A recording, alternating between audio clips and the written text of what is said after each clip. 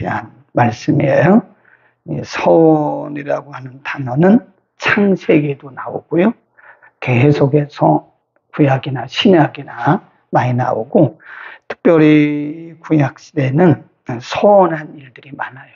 아브라함도 서원을 했고, 야곱도 서원을 했고, 사사들도 서원을 했고, 서원한 일이 구약 시대에는 굉장히 많습니다. 그래서 서원이라고 하는 단어도 많이 나오고, 실제로 서원한 예들이 구약 성경에 굉장히 많이 나옵니다. 오늘 본문에 보면 서원 또는 서약 이렇게 말하는데, 서원이라고 하는 것은 내가 하나님 앞에 뭘 하겠다. 그러니까 제사로 말한다면 내가 하나님 앞에 이런 제사를, 이런 제물을 드리겠습니다라고 스스로 결단하는 거예요. 이걸 자원제라고 합니다. 누가 시켜서 하는 것은 서원이 아니고요. 스스로, 내 스스로 하나님 앞에 이런 것을 제가 드리겠습니다. 이것을 하겠습니다라고 하는 것이 서원이고, 서약이라는 말은 제가 이런 것은 안 하겠습니다. 거기 보면 마음을 제어하는 거라고 그랬잖아요. 서약이 뭐냐? 마음을 제어하는. 거기 한번 보세요. 2절에 보면 사람이 여호와께 서원하였거나 마음을 제어하기로 서약하였으면 그랬어요. 그러니까 서원은 내가 무엇을 하나님 앞에 하겠습니다. 무엇을 드리겠습니다. 라고 스스로 자원해서 결단하는 것을 의미하는 것이고, 서약은 이런 것은 안 하겠습니다. 라고 스스로 마음을 제어하겠다고 스스로 결단하는 거예요. 근데 어쨌든 서원이나 서약은 자원하는 것이다. 누가 시키는 것은 서원이 아니죠. 누가 시키는 것도 서약이 아니죠. 이것은 어디까지나 스스로 내가 하나님 앞에 이렇게 하겠습니다라고 하는 약속입니다. 약속. 그래서 레위기에 보면 이것을 자원제, 그것도 하나의 제사로 보는 거죠. 하나님 앞에 이런 물질을, 이런 제물을, 이런 제사를 드리겠습니다라고 자원하는 것이다. 그런데 이 자원에 대해서 뭐라고 말씀하셨냐면, 2절에 보면 사람이 여호와께 서원하였거나 마음을 제어하기로 서약하였거든 파약하지 말고 그대로 그 입에서 나온 그대로 지켜라. 하나님 앞에 스스로 한 거예요. 누가 시켜서 한 것이 아니고 자원에서 서원하고 서약한 것이기 때문에 그럼 반드시 지켜라. 하나님 앞에 스스로 결단한 거기 때문에. 자, 우리 신명기 23장으로 갑니다. 신명기 23장에 보면 서원에 대해서 말씀하셨어요. 23장 21절 298면 전후에 있습니다. 신명기 23장 21절부터 23절까지입니다. 20일 내 하나님 여호와께 서원하기로 서원하거든 갚기를 더디하지 말라. 내 하나님 여호와께서 반드시 그것을 내게 요구하시리니 더디면 내게 뭐라 그래요? 죄다. 네. 하나님 앞에 서원했으면 그건 반드시 갚아라. 더디하지 마라. 핑계하거나 주저하지 마라. 만일 그것을 갚지 않으면 그것은 내게 죄라.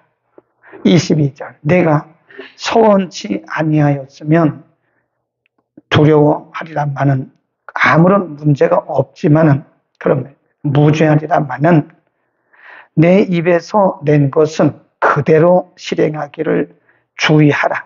무릇 자원한 예물은 내 하나님 여호와께 내가 서원하여 입으로 언약한 대로 행할 것이라 그랬어요. 네. 그것은 반드시 지켜야 된다. 그 다음에 전도서 5장으로 갑니다. 전도서 5장 4절 전도서 5장 4절 950면입니다. 5장 4절 다 같이 읽습니다. 시작. 내가 하나님께 서원하였거든 갚기를 더디게 말라. 하나님은 우매자를 기뻐하지 아니하시나니 서원한 것을 갚으라. 그랬습니다. 서원한 것을 갚으라. 5절에 보면 서원하고 갚지 않는 것보다는 서원하지 않는 것이 낫다. 그랬습니다. 서원한 것은 반드시 갚아라. 갚지 않으면 그것은 내게 죄다. 그랬어요. 구약 성경에는요, 서원에 대한 말씀을 참 많이 해요. 15장, 시편 15편 한번 볼까요? 시편 15편에도 보면 하나님 앞에 나아갈 수 있는 사람이 누구냐? 누가 경건한 사람이냐? 경건한 표, 경건의 기준을 얘기하면서 15편, 시편 15편, 시편 15편 1절부터 쭉 봅니다. 여호와의 장막에 유할 자 누구오며 주의 성산에 거할 자 누구오니까. 이 말은 하나님의 임재 앞에 나갈 사람, 하나님의 거룩한 자 누구냐. 2절 정직하게 행하며 공의를 일삼으며 그 마음에 죄를 말하지 않고 진실을 말하고 그 혀로 참소치 아니하고 그 벗에게 행하지 아니하고 그 이웃을 회방치 아니하고. 4절 그 눈은 망령된 자를 멸시하여 여호와를 두려워하는 자를 존대하며 그 마음에 서원한 것은 뭐할지라도 해로울지라도 갚는 사람이 하나님 앞에 경건한 자다. 그랬습니다. 네. 반드시 서역을 했거나 서원을 했으면 갚아라. 전도서 5장에서는 서원하고 갚지 않는 것보다는 차라리 서원하지 마라. 신약에서는 이걸 뭘로 바꿨냐면 맹세로 바꿨어요. 맹세. 그래서 예수님은 뭐라고 말씀하셨냐면 너희는 도무지 맹세하지 마라. 하늘로도 맹세하지 말고 땅으로도 맹세하지 마라. 너희의 머리털로도 맹세하지 마라. 그 왜 그랬을까요? 예수님께서는 맹세란 말로 바꾸셨는데 인간은 맹세를 지키기가 어렵다는 거예요. 인간의 마음이라는 것은 항상 이게 변화무쌍합니다. 환경에 따라서 바뀌어요. 사람이 다급하면 무슨 말은 못하겠어요. 그런데 상황이 좋아지면 마음이 바뀌어요. 그 인간이에요. 인간의 마음이 굉장히 변화무쌍합니다. 그래서 예수님 말씀하기를 거룩하신 하나님 앞에 함부로 맹세하지 마라. 네, 구약에서는 맹세했으면 갚아라. 반드시 갚아라. 그 맹세하고 갚지 않으면 죄다. 이렇게 말씀하신 거예요. 전도서를 통해서는 하나님 앞에 나갈 때 반드시 서원한 것을 갚아라. 이런 말씀을 하신 거예요. 이것은 사람이 함부로 맹세하는 것을 금하기 위해서 그런 겁니다. 사람은 내 마음을 다 몰라요. 내가 이렇게 말해놓고도 그것을 지킬 수 있는지 안 지킬 수 있는지 잘 모릅니다. 물론 본인 자신인데 본인 자신이 말했는데 그것을 다 지킬 수 있다는 보장을 못하는 거예요. 그 인간이 그만큼 연약하고 변화무쌍하기 때문에 거룩하신 하나님 앞에서 함부로 서원하지 마라. 네. 그래서 예를 들고 있습니다. 그러면 하나님께서 그렇게 자기도 모르게 서원한 사람들에 대해서 그냥 그 법대로 하나님께서 다 처리하시느냐? 그건 아니란. 그래서 예외 조항을 두셨어요. 거기 보면 3절에 보면 어떤 여자가 있었다. 그런데 어려서 아비 집에 있을 때, 그 말은 아주 어렸을 때, 자기 생각이 없을 때, 분별력이 없을 때 여호와께 서원한 일이나 스스로 제어한 일이 있다고 하자. 그 아비가 그 그의 서원이나 그 마음을 제어하는 서약을 듣고도 그에게 아무 말이 없으면 그 모든 서원을 행할 것이지만, 그러나 5절 그 아비가 그것을 듣는 날에 허락지 아니하면 그 마음에 서원한 것은 무효다. 하나님께서 사해 주신다. 그랬어요. 그러니까 나이가 어려서 분별이 없을 때 자기 생각을 말하기는 말했지만 현실적으로 분별력이 없이 말했을 때는 아비에게 그 결정권이 있다는 거예요. 아비가 듣고 가만히 있으면 그건 묵인한 거예요. 그래서 반드시 지켜야 돼요. 근데 아버지가 듣고는 야 그건 안 돼. 이렇게 말했으면 안 해도 된다. 그러면 죄가 없다. 그런 얘기. 어떤 여인이 결혼을 했어요. 거기 보면 6절에 보면 혹시 남편을 맞을 때에 서원이나 마음을 제어하려는 서약을 경솔히 그 입에서 발하였다 하자. 그 남편이 그것을 듣고 그 듣는 날에 그에게 아무 말이 없으면 그 서원을 행할 것이요 그 마음을 제어하려는 서약을 지킬 것이지만, 그러나 그 남편이 그것을 듣는 날에 허락지 아니하면 그것은 무효가 된다. 그래서 죄가 되지 않는다. 그러니까 남편에게 결정권이 있다. 이렇게 말했어요. 13절 보세요. 무릇 서원과 무릇 마음을 괴롭게 하려는 서약은 누구에게 있다고 그래요? 남편에게. 그 남편이 그것을 지키게도 할 수 있고 무효케도 할 수 있다. 그랬습니다. 그러면 이혼한 사람이나 과부는 어떠냐? 그건 본인에게 있다. 9절.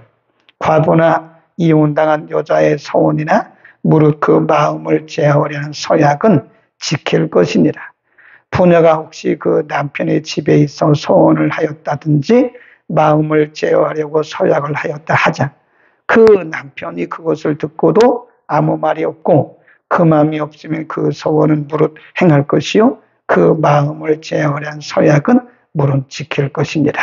그러면서 남편에게, 결혼한 사람은 남편에게 결정권을 주었고 결혼하지 않은 여성들은 아버지에게 결정권을 주었어요. 그 왜 그러냐면 그때 당시는 가부장제를, 가부장. 그 남편과 아비, 결혼하기 전에는 아버지에게 결정권이 있고 또 결혼한 후에는 남편에게 결정권이 있는 거예요. 물론 이제 신약에 와서는 각 개인에게 있습니다. 각 개인에게 결정권. 하나님과 1대1의 관계니까요. 근데 구약에는 아직 정확한 이 성경이 다 기록되지 않았고 성령도 오시기 전이었기 때문에 구약에서는 이렇게 남편과 아버지에게 그 결정권을 주었다. 그런 말씀. 예외 조항입니다. 예외 조항. 개인이 누구든지 서원이나 서약을 했으면 반드시 지켜라. 그러나 혹시 나이가 어려서 분별력이 없는데 그냥 어떻게 경솔히 서원했다. 그런 경우에는 아버지에게 결정권을 주자. 또 결혼한 여자가 경솔히, 거기 분명히 경솔이라고 했어요. 경솔히. 자기가 지키지도 못할 것이면서 경솔하게 서원이나 서약을 했다면 남편에게 결정권을 주자. 그러나 그 외에는 본인이 하나님 앞에 서원한 것은 반드시 지켜라. 그런 말씀. 그 왜 이렇게 말씀하셨을까요? 하나님은 항상 모든 일에 예외 조항을 두세요. 예외 조항. 예외 조항을 둡니다. 예를 들어서 이스라엘 백성들이 전쟁에 나가잖아요. 그래서 20세 이상은 남자들은 다 나가야 되거든요. 그게 법이에요, 법. 그런데 예외 조항을 둔 게 뭐냐면 결혼을 한 지 예를 들어서 3일이 지나지 않았다. 결혼한 지 한 달이 지나지 않았다. 그런 사람들은 군대 안 보내도 된다. 왜냐하면 자기와 결혼한 아내를 기쁘게 해줘야 된다. 그런 경우가 있어요. 또 부모가 사망했다. 그런 경우 또 예외 조항을 두어요. 그러니까 이게 보면 하나님은 모든 것을 모든 백성들이 다 동일하게 지키도록 말씀하셨지만 어떤 경우에는 예외 조항을 뒀어요. 그러니까 우리가 보면요. 지금도 오늘날도 보면 신약 시대도 본인이 나이가 어렸을 때 아니면 초신자 때 사람이 다급하면 무슨 말은 못해요. 다급하면 다 합니다. 하나님 저 고쳐주시면요 제가요 이거 할게요. 집이라도 팔아 바칠게요. 그거 사실이에요. 누구든지 죽을 병에 걸려봐요. 집이 무슨 소용이 있습니까? 어? 돈이 무슨 필요가 있어요? 하나님 저 살려만 주세요. 고쳐만 주시고 살려만 주시면 제가 집이라도 팔아드리겠습니다. 사람이 다급하면 그렇게 할 수 있다니까요. 누구나 그럴 수 있어요. 그런데 나중에 하나님 고쳐주시잖아요. 근데 제정신이 돌아왔어요. 그럼 마음이 달라져요. 그럴 경우에 어떻게 해야 되냐. 그러면 내가 그때는 뭐 마음이 다급해서 그런 거라. 근데 그런 경우에는 그건 핑계예요. 어쨌든 집은 못 팔지라도 어쨌든 자기가 하나님 앞에 약속한 것에 대해서는 그 마음의 본심은 변해서는 안 된다고 얘기죠. 팔 수 있으면 팔아야죠. 네, 그런데 남편도 있고 가족도 있는데 어떻게 집을 팔겠어요. 그러니까 예외 조항을 두는데 하나님께서는 그 상황마다 예외 조항을 둔다. 근데 이렇게 보면요. 많은 사람들이 이렇게 얘기를 들어보면 많은 분들이 자기가 한 서원에 서약에 딱 매여 있는 분들이 자유가 없어요. 자유가 없더라고요. 자유가. 매여 있는 분들이 있어요. 그래서 신명기 27장에 보면 그런 부분에 대해 쭉 말씀하셨어요. 그래서 제사장에게로 가라. 구약시대는 그랬어요. 제사장에게로 가서 그때 서원하게 된 동기를 얘기를 해라. 그리고 제사장이 그때 제물을 드리면서 뭐 무슨 화목제, 속죄제 뭐 이런 제사를 하나님 앞에 드리면서 어쨌든 해결을 해야 된다는 거예요. 아니면 그것을 평생 갖고 가면서 짐이 되는 거예요. 짐. 인간이라는 게 다급하면 별 얘기 다 해요. 하나님 앞에. 근데 그거 해서는 안 된다는 거예요. 그 예수님이 신약에 와서는 맹세하지 마라. 하나님 주시면 이렇게 하고 또 못 주시면 못하고. 그러니까 사람이 언제나 그 마음이라는 게 변화무쌍하는 거예요. 내가 결단코 변치 않고 그 말도 사실은 어려운 거예요. 하나님 힘주시면 제가 끝까지 순교까지 하겠습니다. 근데 보면 가끔 어떤 분들은 순교하겠습니다. 저는 순교하겠습니다. 이런다고요. 근데 그런 분들도 사실은 어떤 상황에 부딪히면 또 변할 수도 있어요. 사람인데 어떻게 자기가 그 한 말대로 다 할 수가 있겠어요. 그러니까 그 말에 대해서 우리가 하나님 앞에 드린 말에 대해서는 책임을 져야 되니까 그래서 가능하면 전도서 기자는 서원하지 마라. 예수님께서는 맹세하지 마라. 도무지 맹세하지 마라. 네, 하늘로도 맹세하지 말고 땅으로도 맹세하지 마라. 그러나 맹세했으면 지키도록 최선을 다해서 지키도록 그 하나님 앞에 마음을 드렸기 때문에 지키도록 애를 써야 된다는 거예요. 혹시 여러분 가운데 이렇게 보면요 있어요. 이렇게 보면 우리들 가운데서도 이게 자기도 모르게 하나님 앞에 소원하고 그것이 평생 짐이 되는 분이죠. 짐이 돼. 뭔가 모르게 한쪽에서 가다가 뭐가 안 되면 아유 내가 소원 안 갚아서 그렇구나. 어디 그랬대잖아요. 그것은 하나님과 본인과의 해결할 문제예요. 하나님과 본인이 해결할 문제. 예를 들어서 하나님 그때 제가 다급해서 그랬어요. 하나님. 그렇다고 또 모든 문제를 다 그렇게 하면 안 됩니다. 하나님 그때 제가요. 다급하니까 제 중심이 그게 진심이었습니다. 그런데 지금 상황적으로 내가 생각이 제대로 돌아오고 나니까 사실 그건 비현실적이었습니다. 그리고 그것은 논리적으로 잘 맞지 않는 그런 일이었습니다. 하나님 어떡할까요? 하나님 마음에 그래도 해. 그러면 해야죠. 야 그렇냐? 그러면 내가 내 마음을 받았다. 그때 내가 얼마나 그렇게 다급했으면 내가 그렇게 말했겠니? 하나님이 그렇게 또 우리 마음에 감동 주실 수 있는 거죠. 근데 매번 이것을 다 그렇게 합리화하면 안 됩니다. 매번 모든 것을 다 합리화해서 나는 어쩔 수 없었다고 이렇게 말하면 하나님과의 관계가 완전히 깨지는 거예요. 그리고 자기 중심으로 관계가 바꿔지는 거예요. 그래서 신약 구약에서는 생명과도 같은 것이라 이게 생명과도. 예. 그 구약의 인물들을 보면요, 그대로 소원한 대로 갚더라고요. 입다라고 하는 사사가 있어요. 이게 어머니도 제 어머니가 아니라고요. 근데 사람들에게, 자기 형제들에게 늘 이렇게 무시받던 사람인데 나라가 어려운 지경에 처하니까 형제들이 왔어요. 네가 이 전쟁에서 나라를 구해주면 너를 이 나라의 수장으로 삼겠다. 그러니까 입다가 가만히 보니까 이 사람들이 급하니까 그런 것 같아요. 물어봐요. 당신들이 정말 그렇게 하겠습니까? 내가 만일 이 전쟁에서 이기면 당신들이 정말 나를 이 나라의 수장으로 삼겠습니까? 아, 그렇다고. 충분하다고. 그럴 수 있다고. 그때 입다가 하나님 앞에 소원을 해요. 하나님, 제가 이 나라를 위해서 전쟁에 나가겠습니다. 만일 하나님께서 이 전쟁에서 내게 승리를 주시면 제가 전쟁에 나갔다가 돌아올 때 제일 먼저 나오는 아이를 하나님 앞에 드리겠습니다. 누구든지 누가 나오든 간에 제일 먼저 나오는 사람을 하나님 앞에 드리겠습니다. 그랬는데 입다의 딸이 나오는 거예요. 전쟁에서 이기고 정말 하나님이 입다의 말대로 승리를 주셨어요. 그래서 승리하고 막 개선장구처럼 돌아오는데 입다의 딸이 아빠의 승리의 소식을 듣고 막 오는 거예요. 그러면 입다가 아유, 큰일 났다. 그렇게 말하지 않았어요. 그리고 입다가 자기 딸에게도 말했어요. 나는 너를 하나님 앞에 바치겠다고 소원을 했다. 그러니까 입다의 딸이 하는 얘기가 아빠가 그렇게, 아버지가 그렇게 소원했으면 저를 바치세요. 그래서 입다가 자기 딸을 하나님 앞에 드렸어요. 진짜로 이렇게 번제를 드렸어요.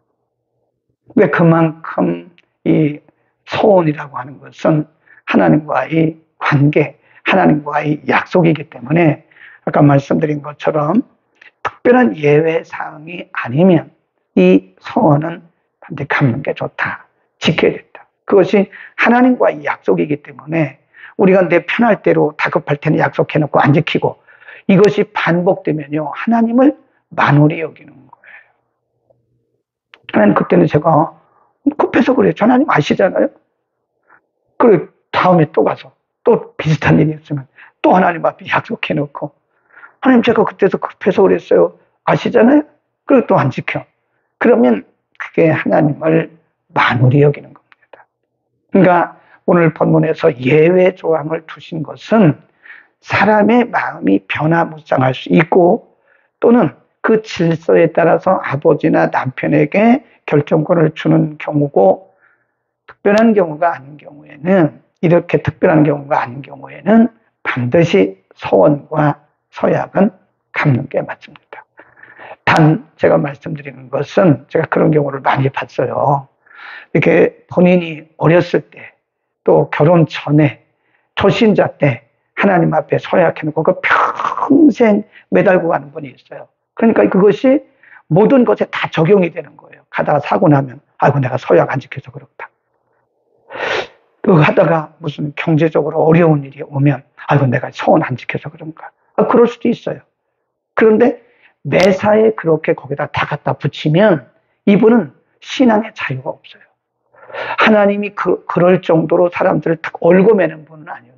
네가 소원을 안 지켰기 때문에 너는 이렇게 되는 거야. 때로는 그런 경우도 있습니다. 생명과 바꾸는 경우도 저는 봤어요. 네. 어떤 경우에는 생명과 바꾸더라고요. 그런 경우도 있지만 매사에 그렇게 모든 것을 다 적용을 해버리면 여러분들은, 우리는 신앙의 자유를 잃습니다. 그래서 하나님과 어떤 자유로운 관계, 하나님이 우리의 아버지가 아니라 나를 벌하시는 하나님, 나를 벌 주시는, 그래서 무슨 일만 있으면 이건 내가 소원 안 갚아서 그런가 라고 하는 그런 생각에 너무 매이지 말라는 거죠. 이해하시겠습니까? 이게 참 어렵습니다. 네, 본인이 판단을 잘해야 되는 거예요. 너무 이거를 합리화해가지고 하나님을 만홀히 여겨도 안 되고, 이거에 너무 매여가지고 하나님을 무서운 하나님으로 여겨가지고 신앙의 자유를 잃어버려도 안 되고, 이 판단을 잘해야 되는 거예요. 잘 안 될 때는 상담을 하십시오. 하나님과 상담하시고, 그래도 잘 못 알아듣거든 목사님과 상담하세요. 기도하겠습니다. 걸어가신 우리 아버지, 오늘은 우리가 평생 하나님을 섬겨가는 중에 누구라도 한두 번은 있을 법한 서원과 서약에 대해서 우리가 상고했습니다. 하나님, 우리가 좌우로 치우치지 않게 하옵소서. 하나님 앞에 서원하고 스스로 그것을 변개하는, 합리화하는 하나님을 우리가 함부로 생각하는 일이 없도록 우리에게 하나님 앞에 서원한 것은, 약속한 것은 지키는 견고한 믿음의 중심을 주시고, 또 반대로 우리가 서원에 매여서 하나님을 항상 두려운 하나님으로 생각하고 모든 일에 서원을 갚지 않아서 이런 일이 일어났다고 생각하는 무거운 마음으로 살아가는 무거운 신앙이 아닌 좌우로 치우치지 않는 균형을 잘 맞추고 살아가는 우리들 되게 하옵소서. 하나님을 만홀히 여기지도 말게 하시고 하나님을 너무 무서운 두려운 존재로만 알지 않게 하시고 하나님 그때그때마다 우리들에게 깨닫는 은혜를 허락하여 주옵소서. 우리 가운데 행여나 우리가 무지해서 서운한 일들에 대해서 아직도 무거운 짐을 달고 사는 자가 있다면 오늘 성령님께서 그 마음들을 만져주시고 참 자유를, 그리스도 안에서 말씀 안에서 참 자유를 주시고 성령을 의지하고 승리하는 삶이 되게 하옵소서. 우리 가운데 행여나 내 중심으로 합리화하면서 하나님을 만홀히 여기는 그런 일도 없도록 우리에게 소중한 마음도 또한 허락하여 주옵소서. 좌우로 치우치지 말게 은혜를 더하여 주옵소서. 예수 그리스도의 이름으로 기도드립니다. 아멘.